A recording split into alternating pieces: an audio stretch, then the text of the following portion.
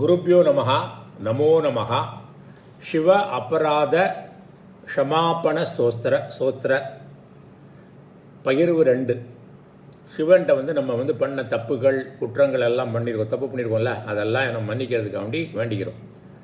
So 2வது verse, பால்யே துக்க அதிரேகாத் மலலுலித வபுகு ஸ்தன்யபானே பிபாசுகு no சக்தக ச இந்திரியேபியக பவமல ஜனிதாக ஜந்தவக மாம் துதந்தி நானா ரோகாதி துக்காத் ருதித பரவசக சங்கரம் ந ஸ்மராமி சந்தவ்யக மே அபராதக சிவ சிவ சிவ போஹோ ஸ்ரீ மகாதேவ சம்போ.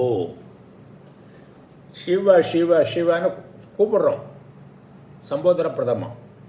போஹோ மதிப்புக்குரியவரே, மகாதேவரே, தேவர்களுக்கெல்லாம் தேவரே, சம்போ நல்லா ஹெல்ப் பண்ணக்கூடியவரே அப்படின்னு சொல்லிட்டு அவரை வணங்குறோம், அவரை கூப்பிடுறோம்.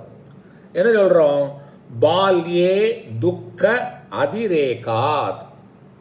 குழந்தை பருவத்தில் ரொம்ப கஷ்டப்பட்டுட்டேன் நான். எப்படி எல்லாம் சொல்கிறாரு?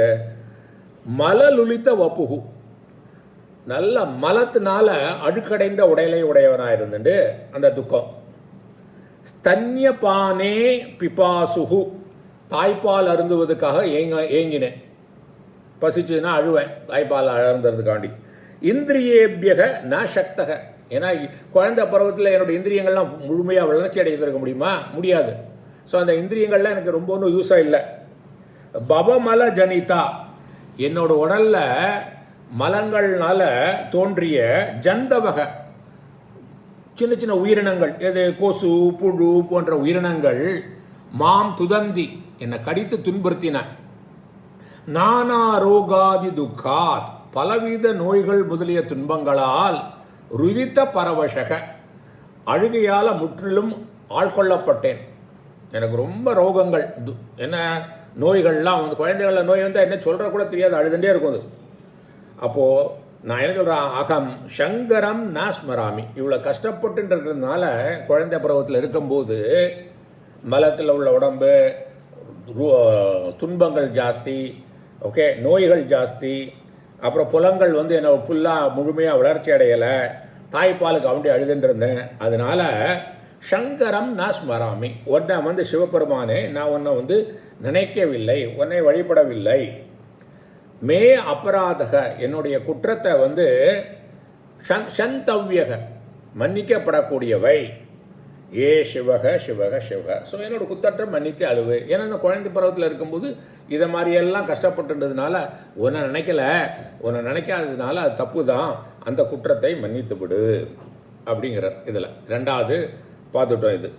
ஸோ குழந்தை பருவத்தில் எண்ணற்ற துன்பங்களை அனுபவித்தேன். என்னெல்லாம் சொல்கிறாரு? மலத்தால் அழுக்கடைந்த உடலை இருந்ததுனால அதில் கஷ்டப்பட்டேன். தாய்ப்பால் அருவதுக்காக நான் ரொம்ப ஏங்கினேன்.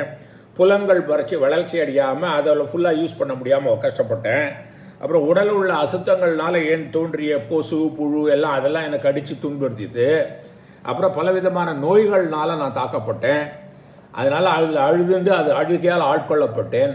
அதனால நான் உன்னை துதிக்கவில்லை, உன்னை நினைக்கவில்லை, அந்த குத்தத்தை என்னை மன்னிக்கணும் சிவனே அப்படிங்கிறார். ஸோ இது 2வது பகிர்வு. இன்னும் அடுத்த பகிர்வு அடுத்ததில் பண்ணலாம். குருப்யோ நமஹ நமோ நமஹ.